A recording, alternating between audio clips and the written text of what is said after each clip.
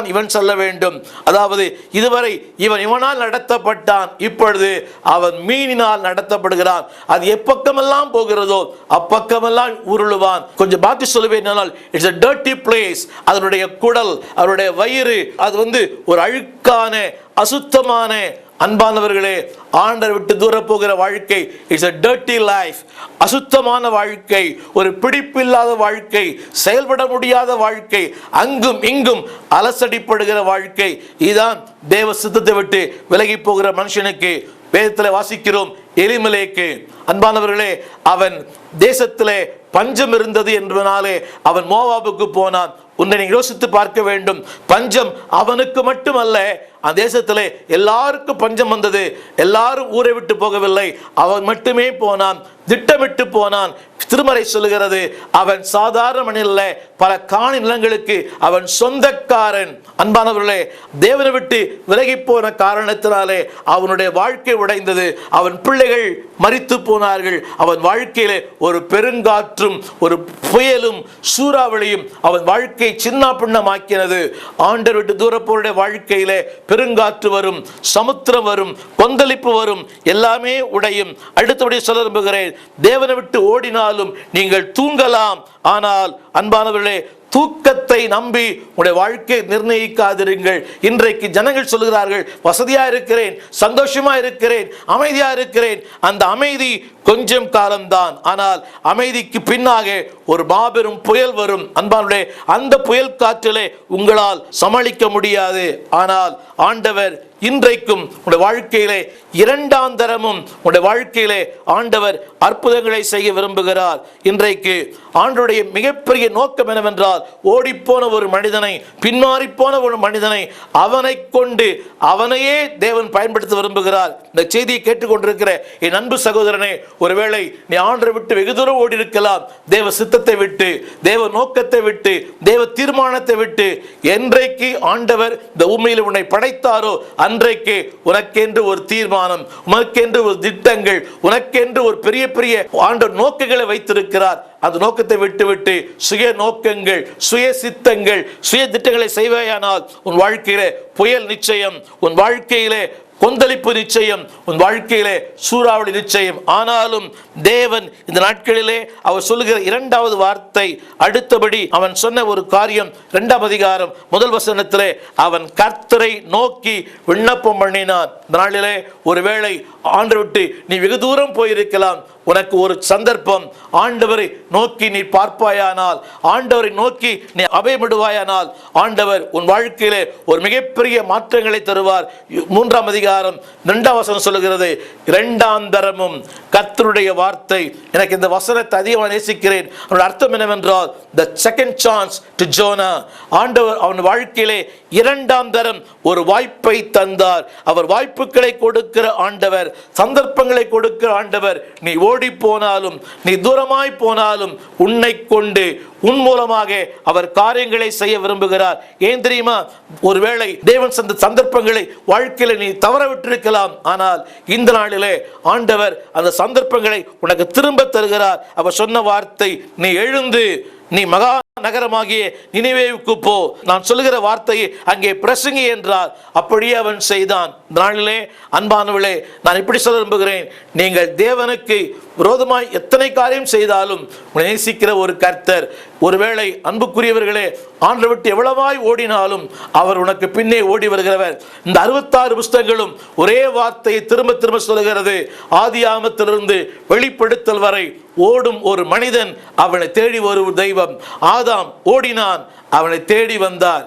சகேயு அவன் மறைத்து கொண்டான், அவனை தேடி வந்த ஒரு தெய்வம். வெளிப்படுத்தல் 3:20 சொல்லுகிறார், இதோ கதவை தட்டுகிறேன், சத்தத்தை கேட்டு கதவை திறந்தால் ஓடும் ஒரு மனிதன், ஒளித்துக் கொள்ளும் ஒரு மனிதன், அவன் தேடி வருகிற தெய்வம். இதனாலே எனக்கு அன்பான சகோதரனே, ஆண்டவர் அறிந்து அவனுடைய ஊழியத்தை செய்து ஆலயத்துக்குள்ளே ஒரு விசுவாசியாய், ஒரு ஊழியனாய், ஆண்டவருக்கு பயனுள்ள பாத்திரமாய் இருந்து இன்றைக்கு உபயோகமில்லாத, இன்றைக்கு பயனற்ற ஒன்றாக, செல்லாத காசாக மாறிப்போன உனக்கு இரண்டாம் தரம் ஒரு வாய்ப்பை தேவன் தருகிறார். இந்த வாய்ப்பை நீ பயன்படுத்திக் கொள். அன்பானவர்களே, அந்த வாய்ப்பை நீ பயன்படுத்திக் கொண்டால் ஆண்டவர் உன்னையும் உருவாக்குவார், உன்னையும் பயன்படுத்துவார். இங்கே ஒரே ஒரு வார்த்தை சொல்ல விரும்புகிறேன். இரண்டாந்தரம் அவனோடு பேசும்போது அவன் கடந்த கால தோல்விகளையோ அவன் கடந்த கால பிரச்சனைகளையோ அவன் ஓடி போனான். எதை பற்றியும் பேசவில்லை. அவனோடு முதன்முறையாய் பேசுவது போல பேசினார். அந்த இளைய குமாரன் தன் வீட்டுக்கு வரும்போது அவன் கடந்த காலத்தை பற்றியோ அவன் தோல்விகளை பற்றியோ எதை பற்றியும் பேசவில்லை. அணைத்துக் கொண்டார், மார்போடு அணைத்துக் கொண்டு முத்தமிட்டு அவனுக்கு ஒரு மறுவாழ்வு தந்தார். அதே தெய்வம் இன்றைக்கு சொல்லுகிறார், பழையவைகள் எல்லாம் ஒழிந்து போகின, எல்லாம் புதிதாகின, நீ எழுந்து. அந்த வார்த்தை திரும்ப சொல்லுகிறேன், யோனா 3:2, நீ எழுந்து. அந்த அன்பான சகோதரனே, இருக்கிற இடத்தை விட்டு, தோல்வி விட்டு, இல்லாமை விட்டு, உன்னுடைய கண்ணீரை விட்டு, உன் புலம்பலை விட்டு, உன் ஏமாற்றலை விட்டு எழுந்து வா. உன்னையும் கர்த்தர் பிரகாசிப்பிக்க பண்ணுவார். நீயும் சரித்திரத்தின் சாதனையாளராய் மாறுவாய். இரண்டாம் தரம், செகண்ட் சான்ஸ் ஆண்டவர் இன்றைக்கு உனக்கு இந்த வாய்ப்பை கொடுக்கிறார். வசதிகள் நல்லது, வாய்ப்புகள் நல்லது, ஆனால் தேவ சித்தம் செய்வது அதைவிட நல்லது. வசதியை நம்பாதே. வசதிகள் நிரந்தரமானதல்ல, தேவ சித்தம் மட்டுமே நிரந்தரம். கர்த்தர் உன்னை ஆஸ்வதிப்பார். ஜெபிப்போம். நல்ல தகப்பனே, இந்த நாளிலே இந்த வார்த்தையை கேட்டுக்கொண்டிருக்க ஒவ்வொருடைய வாழ்க்கையிலேயும் நீர் விரும்பும் நல்ல ஒரு பாத்திரமாய், எஜமானுடைய பிரயோகத்துக்கு ஏற்ற ஒரு பாத்திரமாய், தேவ சித்தம் செய்கிற பாத்திரமாய் மாற்றும். நீர் விரும்பும் நல்ல பாதைகளிலே நீ நடத்தும். வசதி, வாழ்க்கை, ஆண்டவரே, கப்பல், நல்ல நித்திரை, இவையெல்லாம் தற்காலிகமானது. நீர் ஒரு மட்டுமே நிரந்தரமானவர். நிரந்தரமான உம்மிடத்திலே நிரந்தரமான அமைதி, நிரந்தரமான வாழ்வு, நீடித்த வாழ்வு உண்டு. Life is short but eternity is long. உலகம் குறுகினது, நித்தியம் நீளமானது. அந்த நீளமான நித்தியமான வாழ்க்கைக்கு அர்ப்பணிக்க உதவி செய்யும். இயேசுவின் நாமத்தில் நல்ல பிதாவே, ஆமேன், ஆமேன். God bless you. கர்த்தர் ஆசீர்வதிப்பார். நிகழ்ச்சிகளை குறித்த கருத்துக்களை எங்களோடு பகிர்ந்து கொள்ளுங்கள். ஆமேன். எங்கள் விலாசம்: போதகர் ஸ்டீஃபன் தேவகுமார், திறந்த வாசல் சபை, 65 பரமானந்த முதலி தெரு, 7 கிணறு, சென்னை 600001. எங்களுடைய தொலைபேசி எண் 25281985.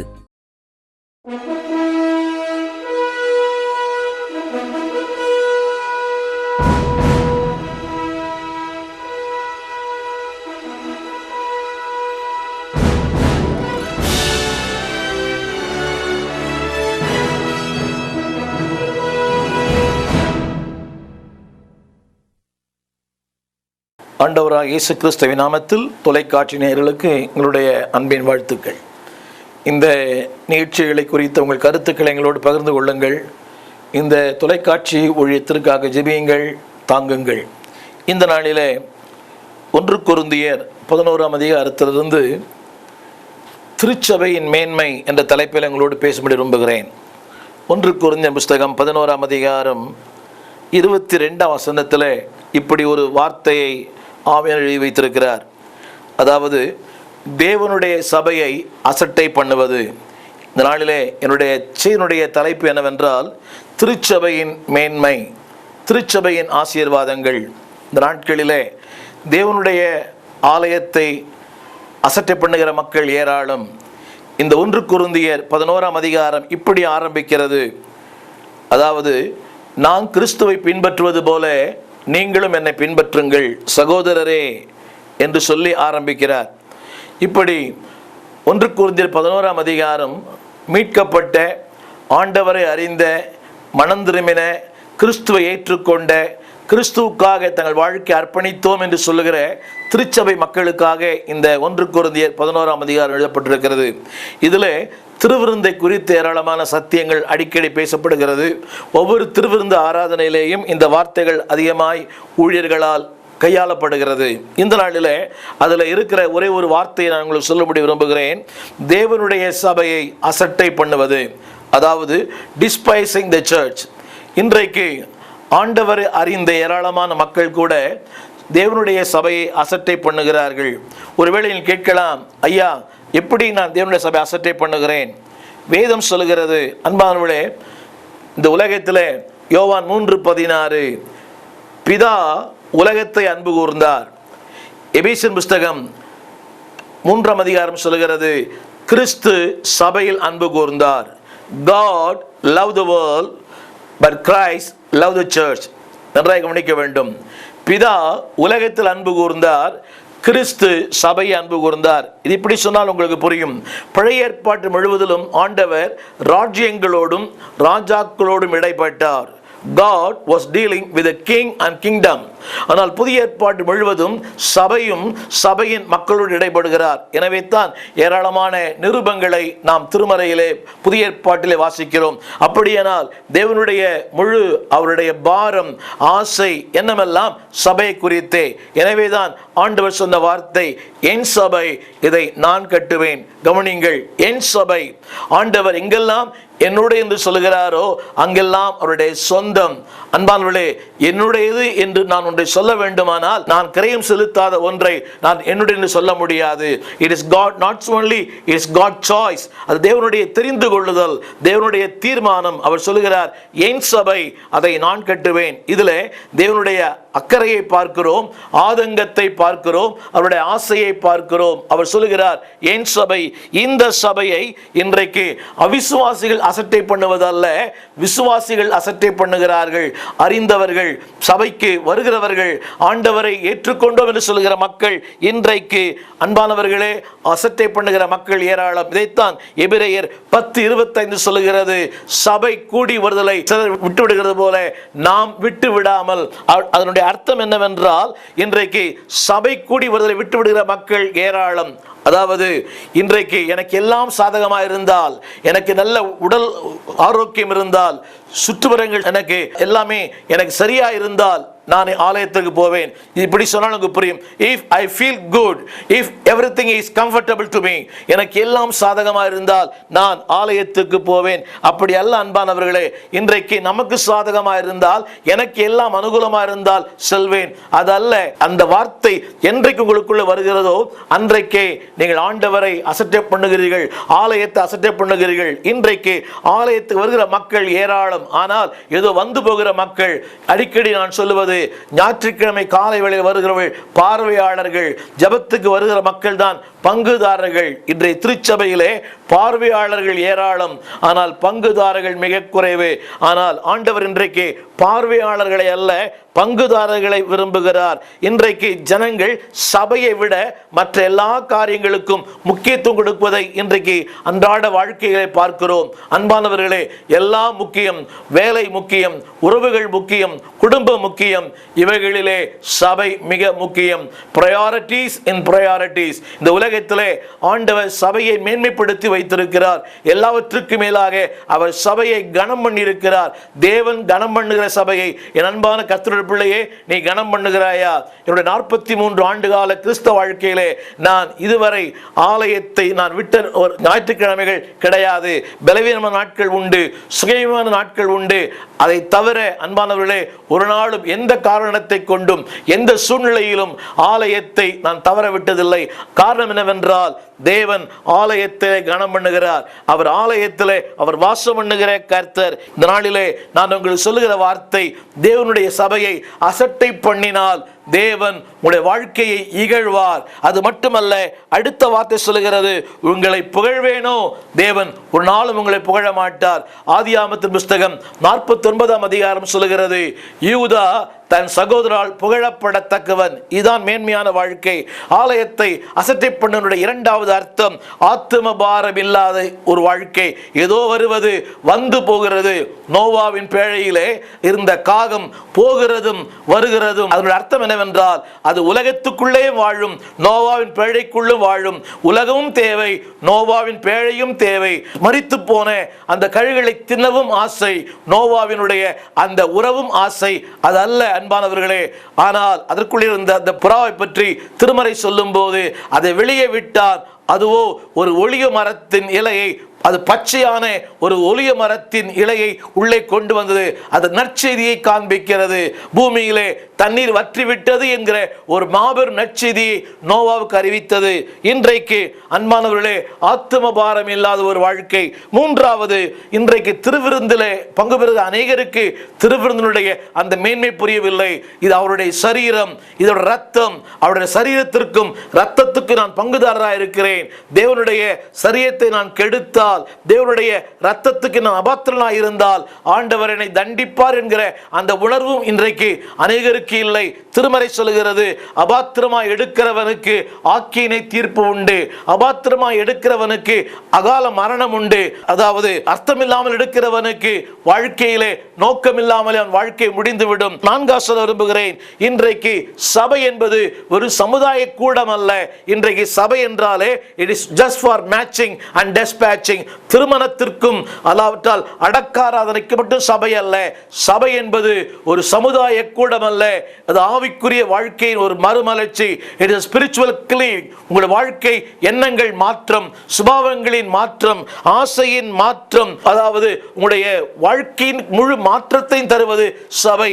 ஆனால் இன்றைக்கு சபை வெறும் சமுதாய கூடமாக பிள்ளைகளுக்கு பெயர் வைப்பது, ஞானஸ்தானம் கொடுப்பது, அல்லாவிட்டால் திருமணத்திற்காக அடக்க ஆராதனைக்காக, இதல்ல அன்பானுடைய சபை. சபை என்றால் ஒரு எதிர்பார்ப்போடு, ஒரு ஆதங்கத்தோடு, ஒரு ஆசையோடு, ஒரு அர்த்தத்தோடு இன்றைக்கு தேவன் எனக்கு என்ன சொல்லுவார், அவர் என்னை கண்டிக்கும் போது நான் என்ன சொல்லுவேன் என்ற ஆசையோடு வருவதுதான் திருச்சபை. மூன்றாவது நான் சொல்ல விரும்புகிறேன், சபையை அசட்டை செய்வதால் உண்டாகிற பலன்கள் என்ன? அன்பானவர்களே, தேவனை வேதனைப்படுத்துகிறீர்கள். இன்றைக்கு ஆலயத்தில் நாங்கள் பார்க்கிறோம், ஆலயத்தில் SMS அனுப்பி கொண்டும், ஆலயத்தில் மொபைல் போனை பார்த்து கொண்டும், அதில் ஃபேஸ்புக்கை பார்க்கிற மக்கள் ஏராளம். கேட்டால் சொல்லுகிறார்கள், நான் பைபிள் படிக்கிறேன். அன்புக்குரியவர்களே, மொபைல் பைபிள் படிப்பதற்காக அல்ல. அதாவது வேதத்திற்கு இருக்கிற அந்த முக்கிய தத்துவத்தை கொடுத்து விடாதிருங்கள். வேதம் வேதம் தான், மொபைல் மொபைல் தான். எனவே வேதத்தை சுமந்து வாருங்கள். மொபைல் வேதம் படிப்பது வேறு, ஆனால் வேதத்தில் வேதத்தை படிப்பது வேறு. இரண்டாவது நான் விரும்புகிறேன், அதாவது உங்களுக்கு சபை தேவை, சபைக்கு நீங்கள் தேவை. இன்றைக்கு அநேகருக்கு புரியவில்லை. இன்றைக்கு அநேகர் சொல்லுகிறார்கள், நான் வீடுகளிலே நிகழ்ச்சிகளை பார்க்கிறேன், வீடுகளிலே இந்த லைவ் புரோகிராமை பார்க்கிறேன், அது வேறு இது வேறு. ஆலயத்தில் கர்த்தரை ஆராதிக்கிற வாழ்க்கையின் மகிமையே வேறு. கடைசியாக நான் சொல்ல விரும்புகிறேன், ஆலயத்தை அசட்டை பண்ணுவதனாலே நம்பர் 1 உங்கள் சரீரம் பாதிக்கப்படுகிறது, இரண்டாவது உங்கள் ஆத்மா பாதிக்கப்படுகிறது, மூன்றாவது உங்கள் பொருளாதாரம் பாதிக்கப்படுகிறது. எப்படி என்று சொல்லுகிறேன், ஆலயத்தை அசட்டை பண்ணும் போது அன்பானவர்களே, உங்களுடைய மன அழுத்தங்கள் அதிகமாகிறது. அழுத்தங்கள் மாற ஒரே வழி ஆண்டவருடைய சமூகம். இரண்டாவது சொல்ல விரும்புகிறேன், உங்கள் பொருளாதாரம் பாதிக்கப்படுகிறது. வேதம் சொல்கிறது, கொடுங்கள் அப்பொழுது உங்களுக்கு கொடுக்கப்படும். இது பணத்தை மட்டும் சொல்லவில்லை, உங்கள் நேரத்தை, உங்களுடைய உழைப்பை, உங்களுடைய சரீரத்தை, தேவன் கொடுத்த எல்லாவற்றையும் ஆண்டவருக்கு என்று கொடுங்கள், அப்போது உங்களுக்கு கொடுக்கப்படும். ஆண்டவருக்கு நேரத்தை கொடுக்காத உங்களுக்கு ஆண்டவர் எப்படி நேரத்தை தருவார்? ஆண்டவருக்கு பணத்தை கொடுக்காத உங்களுக்கு எப்படி தேவன் பணத்தை தருவார்? ஒன்றை சொல்ல விரும்புகிறேன், ஆண்டவருக்கு பயன்படாத நேரம் உங்களுக்கு பயன்படாது, ஆண்டவருக்கு பயன்படாத உங்கள் சரீரம் உங்களுக்கு பயன்படாது, ஆண்டவருக்கு பயன்படாத பணம் உங்களுக்கே பயன்படாது. 3 வார்த்தைகளை சொல்லுகிறேன். நம்பர் 1, அதாவது டிஸ்பைஸ், அசட்டை பண்ணுவது. Number 2, dishonour. 21ஆம் வசனம் சொல்லுகிறது, இப்படி செய்கிறது நல்லதல்லவே. இந்த வார்த்தையை இன்னொரு முறை அழுத்தி சொல்ல விரும்புகிறேன், இப்படி செய்கிறது நல்லதல்லவே. உங்கள் பகுதியில் 1000 காரணங்கள் இருக்கலாம், அந்த 1000 காரணங்களை பரலோகம் ஏற்றுக்கொள்ளப்படாது. 1 கொரிந்தியர் 11:21 சொல்லுகிறது, இப்படி செய்கிறது நல்லதல்லவே. என் அன்பான சகோதரனே, என் அன்பான சகோதரியே, முதலாவது டிஸ்பைஸ், இரண்டாவது டிஸ்ஆனர், மூன்றாவது வேதம் சொல்லுகிறது டிசர்ன். 28ஆம் வசனம், எந்த மனுஷனும் தன்னைத்தானே சோதித்து அறிந்து. நாளிலே ஆண்டவர் அறிந்த உங்களோடு பேசுகிறேன். உங்களுடைய வாழ்க்கையிலே கொஞ்சம் சற்று ஆராய்ந்து பாருங்கள். ஆலயத்திற்கு கொடுக்க வேண்டிய மதிப்பை கொடுக்கிறீர்களா? ஆலயத்திற்கு கொடுக்க வேண்டிய கணத்தை கொடுக்கிறீர்களா? உலகத்திற்கு எல்லாவற்றுக்கும் முக்கியத்துவம் கொடுக்கிறோம், நேரத்தோடு செல்கிறோம். திருமணங்களுக்கு, வேலைக்கு, அதாவது வாழ்க்கையிலே பல காரணங்களுக்கு, ட்ரெயினை பிடிப்பதற்கு, நம்முடைய பல போக்குவரத்திலே எல்லாவற்றுக்கும் நேரத்தோடு செய்கிறோம். ஆலயத்திலே முதல் பாட்டிற்கும் இரண்டாவது பாட்டிற்கும் ஆராதனை முடிந்த பிறகும் சங்கீதம் வாசிக்கும் போதும் சில பேர் செய்து முடிந்த பிறகு கூட வருகிற நல்லவர்கள் உண்டு. நாளிலே எனக்கு அன்பான கர்த்தருடைய பிள்ளையே, தேவ சபையை அசட்டை பண்ணினால் நீ அசட்டை பண்ணப்படுவாய். Don't despise God's church. Don't dishonor. தேவனுடைய சபையை அசட்டை பண்ணினால் தேவன் உன் அசட்டை பண்ணுவார். இதனுடைய விளைவுகள் என்ன? உன் சரீரம் பாதிக்கப்படும், உன் மனம் பாதிக்கப்படும், உன்னுடைய பொருளாதாரம் பாதிக்கப்படும், உன் வாழ்க்கையே பாதிக்கப்படும். கடைசியா சொல்லுகிறேன், உன் உறவுகள் பாதிக்கப்படும். ஆலயத்திற்கு வரும்போது உன் எண்ணங்கள் மாறுகிறது, உன் சுபாவங்கள் மாறுகிறது, மனதிலே ஒரு புத்துணர்ச்சி, மனதிலே ஒரு மாற்றம். எல்லாவற்றுக்கும் மேலாக ஆலயத்துக்கு வரும்போது குடும்ப உறவுகள் சீர்படுகிறது, குடும்ப உறவுகள் கட்டப்படுகிறது. எனவே குடும்பமாய் வாருங்கள், குதூகலத்தோடு செல்லுங்கள். வாழ்க்கையிலே எல்லாம் முக்கியம், ஆண்டவருடைய ஆலயம் அதைவிட மேலான முக்கியம். அன்பானவர்களே, கணவன் ஒரு சபை, மனைவி ஒரு சபை, பிள்ளைகள் ஒரு சபை. இது கர்த்தருடைய சபையை அசட்டப்படுகிற ஒரு வாழ்க்கை. எனவே குடும்பமாய் ஆலயத்திற்கு செல்லுங்கள், ஊழியனை கனம் பண்ணுங்கள், கர்த்தரை கனம் பண்ணுங்கள், கர்த்தரால் புகழப்படுங்கள், உங்கள் ஊழியனால் புகழப்படுங்கள். நீங்கள் அப்பொழுது என்றென்றைக்கும் வாழ்ந்து செழிப்பாய் இருப்பீர்கள். தேவ ஆலயத்தை கனம் பண்ணுகிறவனை கர்த்தர் நிச்சயமாய் கனம் பண்ணுவார். அப்படியே கர்த்தர் உங்களை ஆஸ்வதிப்பாராக. உங்களுக்காக ஜெபிக்க விரும்புகிறேன். ஜெபிப்போம். நல்ல தகப்பனே, இந்த அருமையான வேலைக்காக நன்றி செலுத்துகிறோம். நாளிலே இந்த செய்தியை கேட்கிற ஒவ்வொருடைய வாழ்க்கையிலையும் ஆலயத்தை கனம் பண்ண, ஆண்டவரை கனம் பண்ண, ஊழியனை கனம் பண்ண, ஊழியனுடைய வார்த்தையை கனம் பண்ண அப்படிப்பட்ட ஞான இதயத்தை தாரும். ஆண்டவரே, ஆசீர்வாதங்கள் மட்டும் முக்கியம், பொறுப்புகள் முக்கியம் அல்ல என்று உதறி தள்ளுகிற மக்களோடு